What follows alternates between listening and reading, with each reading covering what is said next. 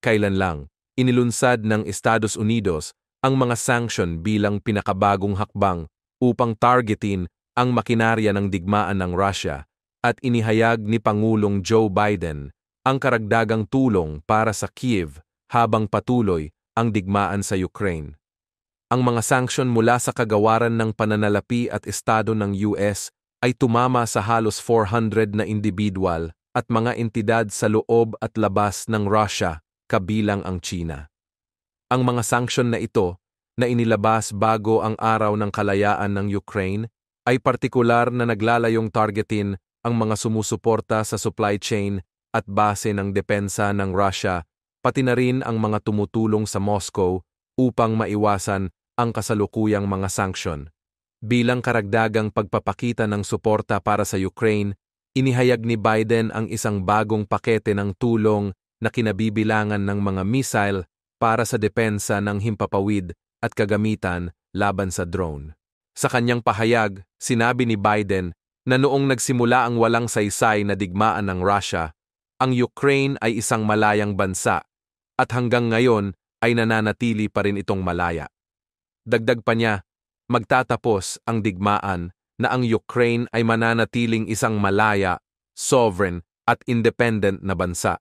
Ibinahagi rin ni Biden na sa loob ng 2.5 taon, matagumpay na napanatili ng mga mamamayan ng Ukraine ang kanilang katatagan laban sa matinding pag-atake ng Russia, kabilang ang pagbawi nila ng higit sa kalahati ng mga teritoryong sinakop ng mga puwersa ng Russia sa mga unang araw ng digmaan. Dagdag pa niya, nanatili silang matatag sa kabila ng karumal-dumal na krimen sa digmaan at kalupitan na isinagawa ng Russia. Binigyang diin ni Biden na araw-araw, ipinagtatanggol ng mga mamamayan ng Ukraine ang mga halaga na nagbubuklod sa mga tao sa kanilang bansa, sa Estados Unidos at sa buong mundo, lalo na ang kalayaan. Dahil dito, ipinahayag niya ang kanyang pagmamalaki sa pag-anunsyo ng bagong pakete ng tulong militar para sa Ukraine. Bukod sa kagamitan para sa depensa ng himpapawid, kasama sa pakete ang mga anti-armor na missile at mga bala. Ipinahayag ni Biden na hindi magtatagumpay ang Russia sa labang ito at mananalo ang mga mamamayan ng Ukraine. Ipinangako rin niya na ang Estados Unidos, kasama ang mga kaalyado at kasosyo nito, ay patuloy na susuporta sa Ukraine sa bawat hakbang ng kanilang laban. Sinabi naman ni John Kirby, tagapayo sa komunikasyon ng National Security Council, na patuloy ang kanilang suporta sa laban ng Ukraine para sa kalayaan, na kanilang ipinagtanggol ng matindi sa nakalipas na 2.5 taon.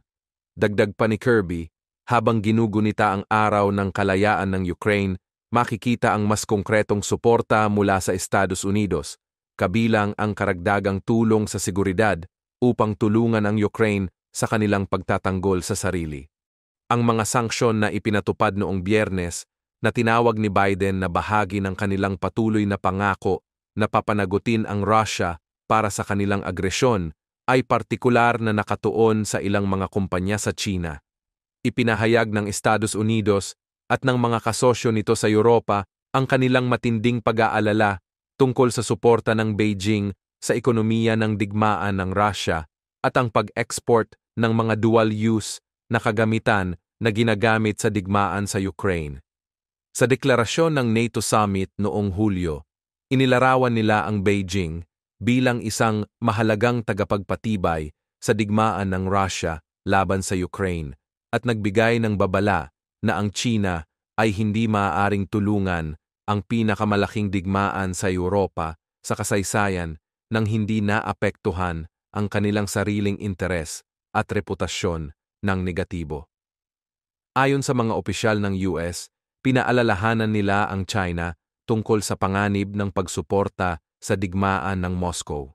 Ang matagumpay na paglusob ng Ukraine sa rehiyon ng Kursk sa Russia ay nagpakita ng husay ng kanilang military intelligence at taktikal na kakayahan. Naging malinaw rin na kahit may kalamangan ang hukbo ng Russia sa bilang ng tao at kagamitang pandigma, marami pa rin itong kahinaan.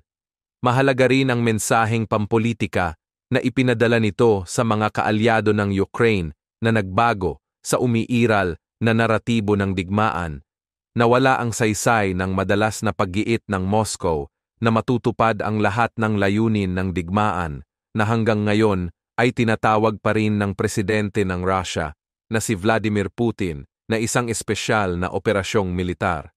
Ayon sa mga puwersa ng Ukraine, nasakop nila ngayong buwan ang humigit kumulang 1,200 square kilometers ng teritoryo sa loob mismo ng Russia, halos katumbas ng kabuuang nasakop ng mga Russian sa Ukraine sa buong taon. Simula pa nang inilunsad ng Moscow ang kanilang pagsalakay noong 2022 na may layuning masakop ang Kyiv sa loob lamang ng isang linggo, nakaranas na sila ng mga kabiguan. Subalit ang kanilang mga layunin at ang mga pamamaraan upang maabot ito ay hindi nagbago. Ang malawakang pambobomba na sinasabayan ng paggamit ng infantry ay ginagawa pa rin ng militar ng Russia.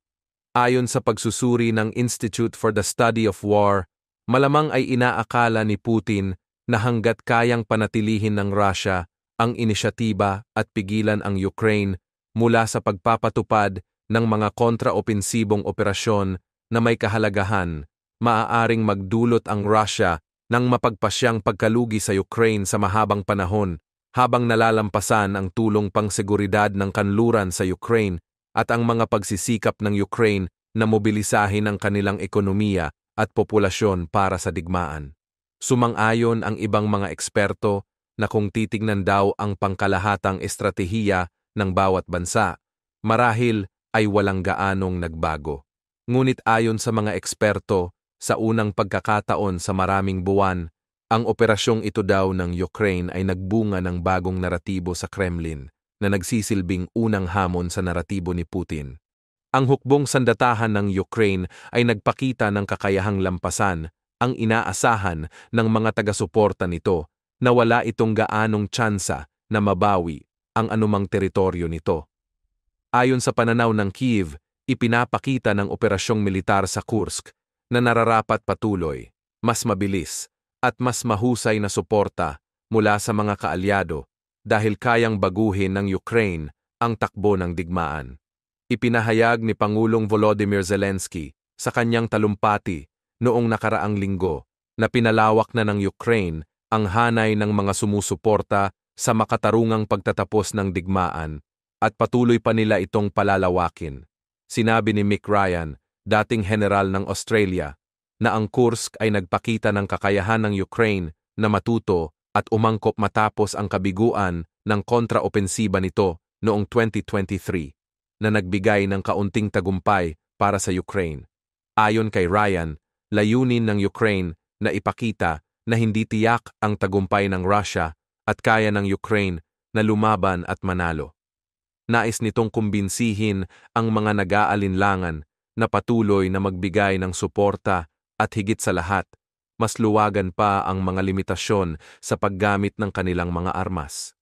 Patuloy na sinisikap ng mga Ukrainian na lampasan ang pag-aalinlangan ng mga kaalyado tungkol sa pagbibigay ng mga sistema na maaaring mag-escalate ng labanan mula sa artillery at mga battle tank hanggang sa mga eroplanong pandigma at mas mahabang saklaw na mga missile tulad ng HIMARS. Hanggang Mayo, ang paggamit ng mga armas ng US para salakayin ang lupa ng Russia ay itinuturing na isang red line para sa administrasyong Biden na natatakot sa pag-escalate. Subalit, nagbago ito matapos ang paglusob ng Russia sa rehiyon ng Kharkiv na sinuportahan ng mga pag-atake mula sa malayong bahagi ng teritoryo ng Russia. Dahil doon, ang pagbabawal ay niluwagan na nagpahintulot sa ilang sistema ng US na targetin ang teritoryo ng Russia. Sa Kursk, higit pang binaliwala ito ng mga Ukrainians sa pamamagitan ng paggamit ng mga armored vehicles sa loob ng Russia. Nakita ang mga armored vehicles at tangke na mula sa US, Germany at UK na nagmamadali sa kabukiran ng Russia. Ang mga misail mula sa kanluran ay nagpasabog ng mga tulay na sana'y makakatulong sa mga sundalo ng Russia. Ayon sa mga ulat tungkol sa tensyon sa pagitan ng Russia at Ukraine, muling umarangkada ang mga puwersa ng Ukraine sa teritoryo ng Russia, partikular sa bahagi ng Kursk, kung saan patuloy nilang sinisira ang mahahalagang tulay upang humina ang kakayahang lohistikal ng Moscow. Noong Miyerkules, inakusahan ni Mayor Sergei Sobyanin ng Moscow ang Kyiv ng pagtatangkang maglunsad ng pinakamalaking pagsalakay ng drone sa kabisera ng Russia. Sa loob ng halos 2 linggo, mula nang magsimula ang pagsalakay ng Ukraine, patuloy ang kanilang pagsulong sa Kursk at ang pagwasak ng mahahalagang tulay upang maputol ang mga supply route ng Russia. 2 tulay ang nawasak sa ibabaw ng Ilog Seym sa Kursk noong nakaraang linggo. Ayon sa Ukraine, ginamit nila ang precision airstrikes sa isa sa mga ito, habang sinasabi ng Russia na gumamit ng mga Western rockets ang Kyiv para sa isa pang tulay. Bilang tugon, nagtayo ang Russia ng 3 pansamantalang tulay na tinatawag na pontoon bridges sa ibabaw ng ilog ayon sa satellite imagery. Sa kalaunan, isang drone ng Ukraine ang nag-target sa isa sa mga pontoon bridges. Ang ginamit na uri ng drone ay dinisenyo upang bumangga sa target at sumabog. Nasisirain ang warhead nito at ang drone mismo sa proseso. Hindi tulad ng mga tradisyonal na military drones na bumabalik sa base matapos magbagsak ng missiles. Mas maliit ang mga ito, mas mahirap matukoy, at maaaring paputukan mula sa malayo. Ang pag-atake ng Ukraine sa Kursk ay nagdulot ng kalituhan sa mga puwersa ng Russia sa kanilang sariling teritoryo. Noong Martes, sinabi ng pinuno ng militar ng Ukraine na si Oleksandr Syrskyi na nakasulong ang kanilang mga tropa ng hanggang 35 kilometers mula nang magsimula ang kanilang biglaang paglusob at nasakop ang 93 na pamayanan. Matindi ang labanan ng mga puwersa ng Russia sa lugar laban sa biglaang pagsalakay ng Kyiv, ayon sa isang komandante ng Ukraine na nakikipaglaban sa rehiyon ng Kursk ng Russia, habang sinasabi ng kanilang sariling tropa na patuloy silang umaabante. Ayon kay Dmytro Kholod, komandante ng Nightingale Battalion ng Ukraine, patuloy pa rin daw ang pagsulong ng mga sundalo ng Ukraine. Nililinis daw nila ang lupa. Nahaharap daw sila ngayon sa mga pangkat ng kalaban na subersibo na nagtatangkang mag-ambush at pigilan ang militar ng Ukraine. Hindi na sumusuko ang mga sundalo ng Russia ng maramihan, ayon kay Kholod, subalit sinusubukan pa rin nilang lumaban at tumugon sa pag-atake. Sinabi din niya na nagdala ang Russia ng mas maraming artillery at ginagamit ito ng higit kaysa dati, ngunit hindi daw nagiging tumpak ang kanilang mga target. Ipinahayag ni Pangulong Volodymyr Zelensky ng Ukraine na ang layunin ng kanilang pagsalakay ay upang lumikha ng isang buffer zone na pipigil sa mga cross-border na pag-atake ng mga puwersa ng Moscow, guluhin ang ekonomiya ng Russia at sirain ang mas maraming potensyal ng digmaan ng Russia hanggat maaari. Samantala, sinabi ng tagapagsalita ng Pentagon ng Estados Unidos na si Major General Patrick Ryder na ang Russia ay hirap na tumugon sa mga pagsalakay ng Ukraine. Bagamat inilipat ng Moscow ang ilang puwersa sa rehiyon ng Kursk, patuloy pa rin ang pagsulong ng mga Ukrainian. Ipinahayag din ng Russian Interior Ministry ang mga babala sa mga residente sa mga apektadong rehiyon sa border, kasama na ang mga militar at iba pang personnel, na huwag gumamit ng mga dating apps o social media upang maiwasan ang pagkolekta ng intelligence ng mga puwersa ng Ukraine. Ayon sa mga ulat, inirerekomenda nila ang hindi pagbubukas ng mga hyperlink mula sa mga hindi kilalang pinagmulan at ang pag-aalis ng geotagging sa kanilang mga social media. Sa kabilang dako, sinabi ng mga autoridad ng Russia na ang kanilang mga air defense system ay nakasira ng 45 na drones ng Ukraine sa magdamag. Kasama na ang 11 sa Moscow, 2 sa rehiyon ng Belgorod at 2 sa Kursk. Inilarawan ni Mayor Sergei Sobyanin ang pag-atake na ito bilang isa sa pinakamalaking pagsubok na pag-atake sa Moscow gamit ang mga drone.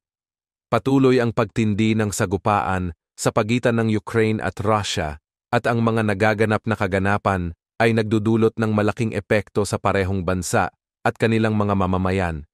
Ipinahayag ng Israel nitong Sabado na handa ang kanilang militar sa anumang posibleng ganti mula sa Hezbollah, isang grupong militante na sinuportahan ng Iran o mula sa Iran mismo dahil sa pagkakapatay sa kanilang mga matataas na lider. Ang balitang ito ay lumabas kasabay ng mga ulat sa media ng Israel na may mga pagsusuri na nagpapahiwatig na maaaring maglunsad ng pag-atake ang Hezbollah sa malapit na hinaharap. Matapos ang pagkamatay ng ilang pinuno ng mga grupong militante na suportado ng Iran sa loob ng ilang linggo, kabilang na ang pinakamataas na komander ng militar ng Hezbollah na si Fuad Shukr sa isang airstrike ng Israel sa Beirut noong katapusan ng Hulyo, at ang pagpatay kay Ismail Haniyeh, ang lider pampolitika ng Hamas sa Tehran. Patuloy ang banta ng Iran at Hezbollah na gaganti laban sa Israel. Sa tanong ukol sa mga banta ng ganti, sinabi ng tagapagsalita ng Israel Defense Forces na si Daniel Hagari na ang militar ay handa para sa anumang posibleng pag-atake mula sa Hezbollah o Iran. Sinabi niya na seryoso nilang tinatrato ang mga banta ng kanilang mga kaaway at matagal na silang handa sa parehong opensiba at depensiba. Binanggit din niya na anumang banta laban sa mga mamamayan ng Israel ay agad nilang tinutugunan. Ipinahayag din niya na anumang pagbabago o pag-unlad ay agad nilang ipaaalam sa publiko. Bagaman pinipilit ng isang mamamahayag na kumpirmahin kung alam ni Hagari ang tungkol sa mga pagsusuri na nagsasabing maaaring magkaroon ng pag-atake ang Hezbollah, walang direktang kumpirmasyon na ibinigay si Hagari. Subalit, idiniin niyang patuloy ang kanilang operasyon upang alisin ang mga banta at patuloy nilang gagawin ito. Ayon sa mga eksperto, siguradong tutulungan ng Amerika ang Taiwan pag nilusob ito ng China. Noong mga nakaraang buwan kasi, padalas ang paggawa ng China ng mga agresibong aksyon laban sa Taiwan at sa iba pang mga bansa.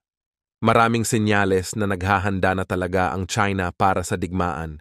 Halatang minamadali na ng China ang pagpapalakas nila ng kanilang militar. Kailan lang ay nagpadala ang China ng mga barko at eroplano para palibutan ang Taiwan. Ayon sa mga military analyst, halatang pinapractice na ng China kung paano nila lulusubin ang isla. Kaya naman, marami ang nangangamba na baka malapit na talagang lumusob ang China. Dahil doon, naghahanda na rin ang Taiwan at pinapalakas na ang kanilang mga depensa. Ang US ay nakikipagtulungan na rin sa mga kakampi nila para maghanda sa posibleng nalalapit na paglusob ng China. Kailan lang ay nakipagkita ang presidente ng United States na si Joe Biden sa Prime Minister ng Japan na si Fumio Kishida. Pinag-usapan nila kung ano ang gagawin para siguraduhing malakas ang depensa nila laban sa China. Ayon sa mga eksperto, siguradong tutulungan din ng Japan ang Taiwan. Sabi mismo ng Prime Minister ng Japan na napaka-importante daw para sa kanilang national security na mapayapa ang Taiwan. Kung masasakop kasi ng China ang Taiwan, malaki ang posibilidad na Japan naman ang susunod nilang lusubin. Meron din kasing pinagtatalo ng teritoryo ang Beijing at Tokyo, kaya posibleng lusubin din ng China ang Japan para makuha ang mga teritoryo nito. Kaya naman, napaka-importante na hindi masakop ng China ang Taiwan. Malabo kasing tumigil ang China sa pagsakop ng isang bansa lang. Maraming senyales na gusto ring sakupin ng China ang mas marami pang teritoryo. Pinapalakas na ng Japan at United States ang kooperasyon ng mga militar nila. Importante yon para siguraduhing coordinated ang United States Armed Forces at ang Japanese Armed Forces pag umatake na ang China. Kaya naman, madalas nang nagsasagawa ang militar ng Amerika at ang militar ng Japan ng mga military exercises. Pinadala na rin ng United States Armed Forces ang napakaraming sundalo nila sa Japan para siguraduhing mabilis silang makakaresponde pag lumusob ang China. Marami na ring military bases ang Amerika sa Japan. Ayon sa mga reports, nasa Japan na ang mahigit 50,000 na sundalo ng Amerika. Bukod dun, sandamakmak na eroplano din ng Amerika ang nakadeploy na sa Japan. Kaya naman, siguradong nagdadalawang isip na ngayon ang China kung kaya ba talaga nilang sakupin ang Taiwan. Maraming eksperto ang nagsasabi na hindi maiiwasan ang gera sa pagitan ng China at United States pag inatake ng China ang Taiwan. Inaasahan na pag nilusob ng China ang Taiwan, maglulunsad ng mga pag-atake ang United States Armed Forces sa mga puwersa ng China mula sa mga US military bases sa Japan. Malaki ang posibilidad na magkaroon kagad ng gera sa pagitan ng United States at China pag nilusob ng China ang Taiwan. Kailan lang ay pinahiwatig ng presidente ng Amerika na si Joe Biden na matindi ang suporta nila para sa mga kakampi nila sa Asia-Pacific region. Ayon sa mga eksperto, totoo ang sinasabi ng US President dahil karamihan sa mga puwersa ng US military ay nasa rehiyon na. Makikita sa mga kilos ng United States Armed Forces na talagang pinaghahandaan na nila ang nalalapit na paglusob ng China sa Taiwan. Kilan lang ay sinabi ng Prime Minister ng Japan na nakapagdesisyon na silang palakasin ang defense capabilities nila dahil sa napakaraming gulo na nangyayari sa mundo ngayon. Sobrang binago na rin daw ng Japan ang kanilang security policy dahil sa mga kaguluhan sa mundo. Dahil daw sa security challenges na padami ng padami, mas lalo daw naging importante ang pagkakampihan ng Japan at United States. Sobrang delikado kasi ng lokasyon ng Japan dahil napakalapit sa kanila ng mga bansa na maituturing na kalaban nila. Galit ang Russia sa Japan dahil sinusuportahan nila ang Ukraine. Bukod doon, meron ding pinagtatalo ng teritoryo ang Japan at Russia. Ang North Korea naman ay mapanganib din para sa Japan. Matagal nang galit ang North Korea sa Japan, kaya posibleng biglang atakehin ng North Korea ang Japan pag lumusob na ang China sa Taiwan. Tapos lagi ring tinetesting ng North Korea ang mga weapons nila sa isang napakadelikadong paraan. Pinapalipad ng North Korea ang mga missiles nila papunta sa dagat malapit sa Japan. Bukod doon, ayon sa mga eksperto, pwede ring biglang umatake ang North Korea sa South Korea. Sobrang mapanganib para sa Japan pag nangyari yon dahil posibleng mahila sila sa digmaan. Ganun pa man, bagamat posibleng umatake ang North Korea sa South Korea para testingin ang mga weapons nila, malabong magsimula ang North Korea ng isang all-out war dahil siguradong alam nilang kaya ring wasakin ng Amerika at ng mga kakampi nito ang militar nila ng sobrang bilis lang. Kaya naman, maraming eksperto ang nagsasabi na posibleng ang plano ng China at ng mga kakampi nito ay ang sabay-sabay na umatake para mahirapan ang militar ng Amerika na labanan sila. Ganun pa man, marami ring malalakas na kakampi ang United States, kaya kahit sabay-sabay na umatake ang China at ang mga kaalyado nito, malabo pa rin na manalo sila. Sobrang mas malakas ang NATO kesa sa alyansa ng China, Russia, North Korea at Iran. Ganun pa man, pwedeng tulungan rin ng iba pang mga bansa ang grupo ng China. May iba pang mga bansa na galit sa Amerika kaya posibleng magkaroon pa ng ibang mga kakampi ang China. Bagamat malabong manalo ang China at ang mga kakampi nito laban sa NATO, delikado pa rin pag nagkaroon ng World War III dahil kaya pa rin nilang gumawa ng malubhang pinsala sa mga bansa na gegerahin nila. Dati ay merong pacifist na policy ang Japan. Pero ngayon, dahil sa mga agresibong aksyon ng mga kalaban nilang bansa, papataasin na ng Japan ang budget nila para sa depensa nila. May plano ang Japan na bumili ng mas marami pang weapons. Gusto rin ng Japan na magkaroon ng militar nila ng counter-strike capabilities.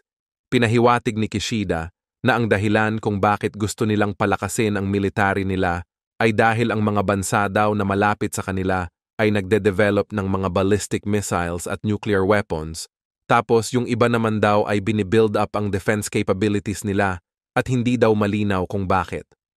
Pinahiwatig din ni Kishida na sinusubukan ng China na baguhin ang status quo sa rehiyon at isa daw yon sa mga dahilan kung bakit kailangan ng Japan na palakasin ang deterrence nila at ang response capability nila. Ayon sa mga eksperto, gusto ng Japan na makakuha ng mga sandata na pwede nilang gamitin para atakehin din ang mga military base ng China na nasa teritoryo nito. Ang Taiwan ay meron ng mga ganong klase ng weapons, kaya kung lulusubin sila ng China, ay siguradong makakaganti din sila sa pamamagitan ng pagpapalipad ng mga missiles papunta sa mga military base ng People's Liberation Army na nasa China mismo. Naniniwala din ang Prime Minister ng Japan na ang seguridad sa Europe at Asia Pacific ay konektado. Kaya naman hindi nakakapagtakang talagang nagbibigay ng malaking tulong ang Japan sa Ukraine. Sa katotohanan, kahit nung kakalusob pa lang ng Russia sa Ukraine, nagpadala na kagad ang Japan ng malaking tulong sa bansa. Ang patuloy na pagsuporta ng Japan sa Ukraine ay isa sa mga dahilan kung bakit talagang napipikon si Putin sa Japan. Kailan lang ay sinabi ng Japan na tutulungan nila ang Ukraine na makakuha ng mga air defenses. Nagbanta naman ang Russia sa Japan na wag daw nitong susubukan na tulungan ang Ukraine na mapalakas ang mga depensa nila. Mula nang lumusob ang Russia sa Ukraine, mas lalong lumala ang relations ng Moscow at Tokyo. Pero kahit nung hindi pa lumulusob ang Russia sa Ukraine, hindi na magkasundo ang Japan at Russia. Kaya naman marami ang naniniwala na pag lumusob ang China sa Taiwan, pwedeng tulungan ng Russia ang China sa pamamagitan ng pag-atake sa Japan. Kailan lang ay nagpalipad ang Russia at China ng mga fighter jets malapit sa teritoryo ng Japan. Marami ang nangangamba na isa yung senyales na magtutulungan nga ang China at Russia na lusubin ang Japan. Ang pagkamatay ni Ismail Haniyeh, ang leader ng Hamas sa Tehran, ay nagdulot ng malaking tensyon sa pagitan ng Iran at Israel. Ayon sa pahayag ni Ali Fadavi, isang mataas na opisyal ng militar ng Iran, iniutos ni Supreme Leader Ali Khamenei na magpataw ng matinding parusa laban sa Israel bilang paghihiganti sa pagkamatay ni Haniyeh.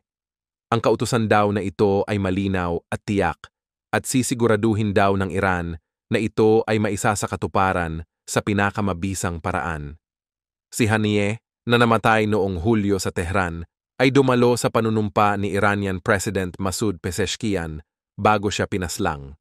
Bagaman inakusahan ng Hamas at Iran ang Israel sa pagpatay kay Haniyeh, hindi pa ito kinumpirma o itinanggi ng gobyerno ng Israel. Dahil dito, nagbanta ang Tehran ng ganting aksyon laban sa Israel, nakilala sa mga naunang pagpatay sa mga kalaban nito sa rehiyon kabilang na sa Iran. Sa kabila ng mga pahayag na ito, handa ang Estados Unidos na ipagtanggol ang Israel ayon kay John Kirby, isang tagapagsalita ng White House para sa pambansang seguridad. Nagpadala na rin ang Estados Unidos ng karagdagang puwersa sa gitnang silangan upang harapin ang lumalalang tensyon sa pagitan ng Iran at Israel. Gayunpaman, nananawagan ang Estados Unidos at iba pang bansa sa kanluran para sa deeskalasyon ng sitwasyon. Naglabas din ang US, Qatar at Egypt ng mga pahayag na nananawagan sa Israel at Hamas na muling simulan ang negosasyon para sa isang tigil putukan sa Gaza Strip. Ayon sa isang senior political analyst, hindi nais ng Estados Unidos na lumawak pa ang kaguluhan sa rehiyon, lalo na't papalapit na ang kanilang eleksyon sa Nobyembre. Ang kanilang pagtutulak sa mga usapang pangkapayapaan ay isang hakbang upang pigilan ang posibleng pag-atake ng Iran laban sa Israel. Ngunit ayon kay Bishara, ang posibilidad na pumayag si Netanyahu, ang punong ministro ng Israel, sa isang ceasefire ay napakababa. Ayon sa kanya, nais ng Hamas ng tiyak na garantiya na ang digmaan ay hindi na magpapatuloy at napahihintulutan ang pagsasaayos ng Gaza, pati na ang pag-alis ng mga sundalong Israeli mula sa nasabing lugar. Kahit na makamit ang isang ceasefire, hindi pa malinaw kung ititigil ng Iran ang kanilang planong paghihiganti sa pagkamatay ni Haniyeh. Ang Hamas ay nagtalaga na ng bagong leader, si Yahya Sinwar, upang palitan si Haniyeh. Ayon sa tagapagsalita ng Qassam Brigades na si Abu Obeida, handa silang suportahan ang mga desisyon ni Sinwar. Sa mga darating na araw, makikita kung paano makikilahok si Sinwar sa mga usapang pangkapayapaan, lalo na't siya ay isang wanted na tao sa Israel. Ang tensyon sa rehiyon ay patuloy na tumataas at sinusubukan ng mga bansa tulad ng Estados Unidos na pigilan ang paglala ng sitwasyon.